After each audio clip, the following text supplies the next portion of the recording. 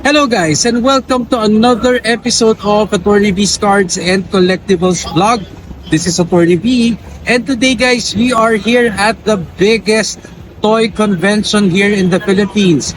The Toy Con PH Summer Prelude. So do you want to see this convention? Let's find out!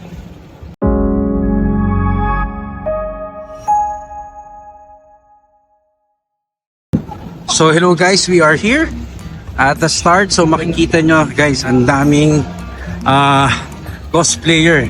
Ayan, so hello guys. Ayan, so si Spider-Gwen, Spider-Man, Black Spider-Man, tsaka si Spider-Punk. Ayan. So ito, naglalakad na tayo.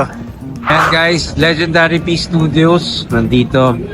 Tapos ito si Sir Ruel. Sir Ruel, kumusta? Extra lang to, extra lang. Pero yun talaga ang negosyo ko. Ayan o. Toys. Ang dami niyang binibentang Alex Ayala cards. Ayan. Paubos na, yan lang natira. Hot na hot ngayon. Alam nyo na. Eto guys, we are here at the Machinations Bandai. So merong malaking Voltes 5. Ayan. And you can see the different Bandai toys. Take my heart, don't break it. Love me to my bones. All this time I've wasted. You were right there all along. You and I stargazing, intertwining souls. We were never strangers. You were right there all along. So hello guys, we're here at the Mind Style booth. And mainit-init pa oh. Nandito yung Rian Barrera wood sculpture. Resin siya pero wood finish. And there are only 500 pieces and exclusively available here at the Toy Con. Ayan, so kumuha tayo para meron tayong souvenir. Hello guys, so we're here at Liquid Anvil Toys. I-promote ko lang to guys kasi pinsan ko to. So si Tito A nandito. Tito A? Ayan, so Tito A, ano tong mga bago mong toys? Ito yung Astro. Ito yung OG original.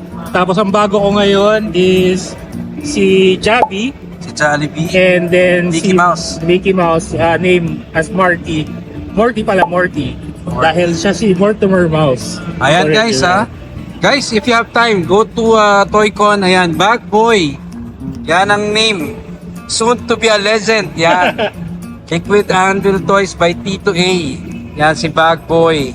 So, bili na kayo niyan ha. Okay.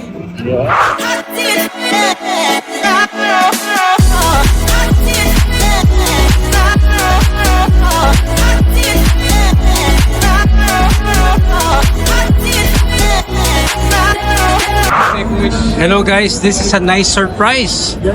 There's a foreign artist here, Paolo Parente. He does art for Magic the Gathering. So he is here right now. And this is a nice surprise here at the Toy Con.